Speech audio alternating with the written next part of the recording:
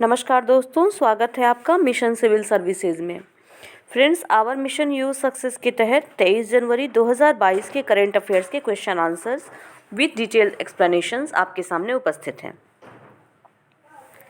हमारा पहला और महत्वपूर्ण प्रश्न है 14F industrial R&D and technological innovation fund Bharat और किस देश के बीच एक सहयोग है?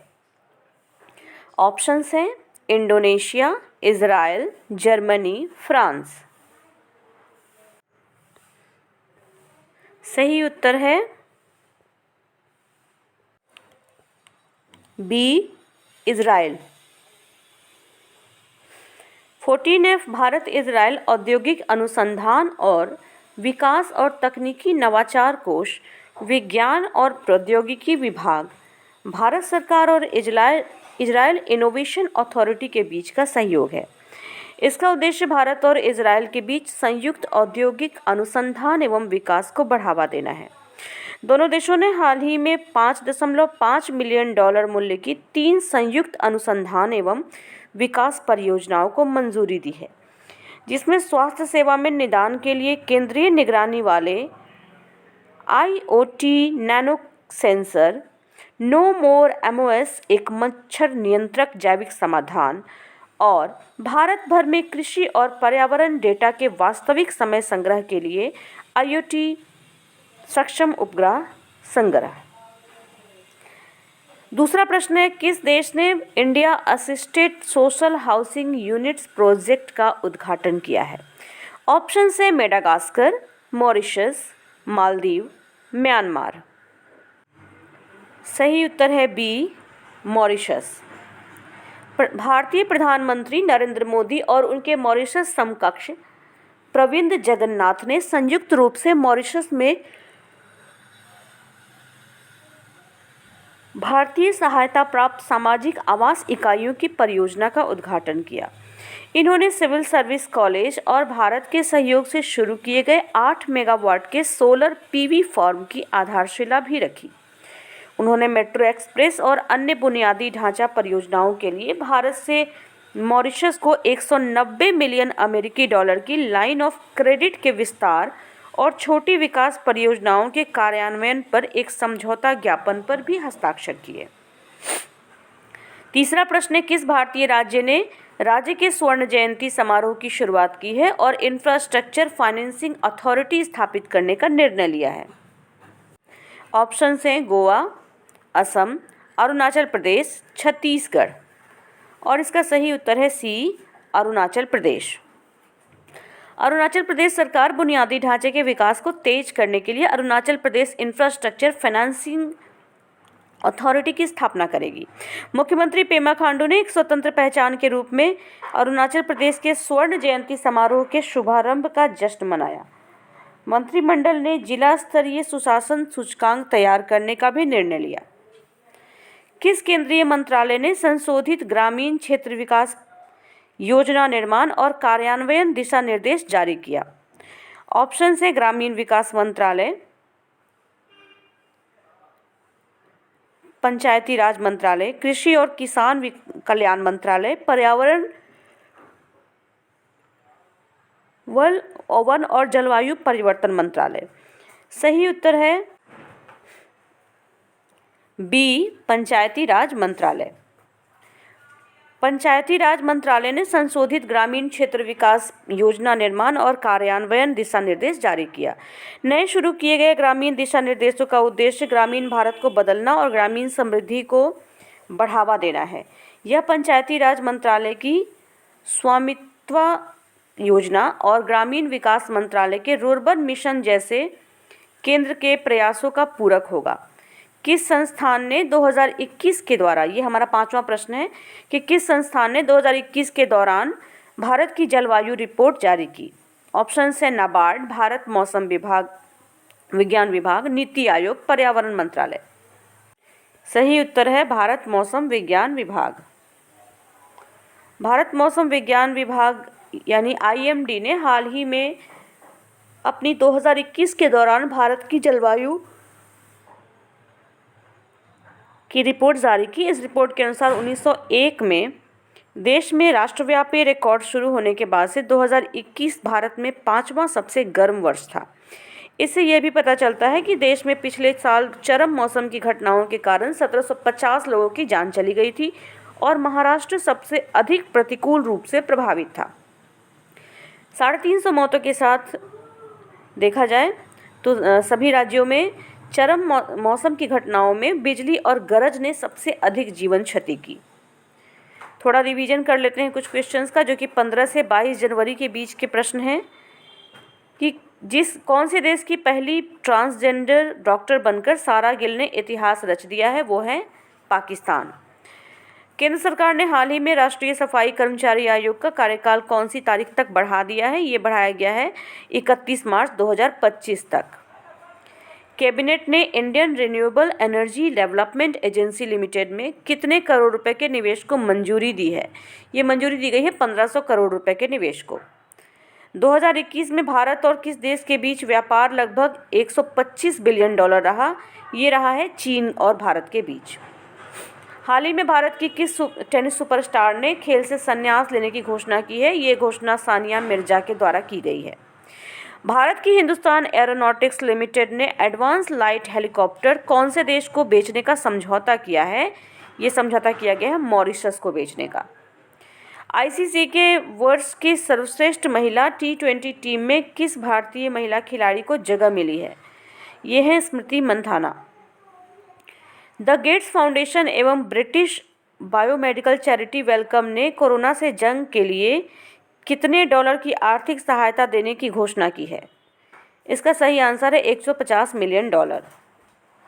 आईसीसी की तरफ से विश्व की श्रेष्ठ वनडे महिला टीम में कौन सी 2 भारतीय खिलाड़ियों को जगह दी गई? ये 2 भारतीय खिलाड़ी हैं मिताली राज और झूलन गोस्वामी। त्रिपुरा, मणिपुर और मेघालय का स्थापना दिवस किस दिन मनाया जाता है? ये स्थापना दिवस 21 जनवरी को मनाया जाता है। इजरायल ने 3 अत्याधुनिक पनडुब्बियों की खरीद के लिए जर्मनी के साथ 20 जनवरी 2022 को कितने अरब डॉलर का रक्षा सौदा किया? ये सौदा किया गया है 3.4 अरब डॉलर का। प्रतिवर्ष किस तारीख को राष्ट्रीय आपदा प्रतिक्रिया बल की स्थापना दिवस को मनाया जाता है? ये मनाया जाता है 19 जनवरी को। आईसीसी की तरफ से चुनी गई विश्व की टेस्ट एकादश में किन भारतीय खिलाड़ियों को जगह मिली है? ये जगह दी गई है रोहित शर्मा, आर अश्विन और ऋषभ पंत को।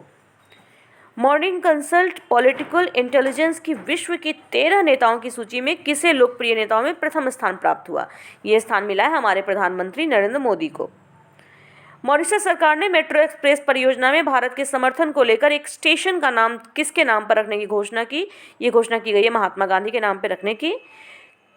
साथ ही साथ नेक्स्ट है कि माल्टा जो देश है इसकी नेशनल पार्टी की नेता रोबर्टा मेट्सोला को यूरोपीय संघ की जो संसद है इसका अध्यक्ष चुना गया है। डेनिस अलिपोव को भारत में रूस का नया राजदूत नियुक्त किया गया है। वहीं ऑस्ट्रेलियाई बिग बैश लीग में खेलने वाले पहले भारतीय खिलाड़ी बने हैं उन्मुक्त चंद। हाल ही में अमेरिका ने दुर्लभ मृदा तत्व आपूर्ति पर चीन के कथित चोक होल्ड को समाप्त करने के उद्देश्य से एक कानून का प्रस्ताव दिया है। रॉबर्ट लेवांडोव्स्की, जिन्हें लगातार दूसरी बार फीफा के सर्वश्रेष्ठ फुटबॉलर के रूप में चुना गया है। हर साल 19 जनवरी को राष्ट्रीय आपदा प्रतिक्रिया बल यानी एनडीआरएफ का स्थापना दिवस मनाया जाता है।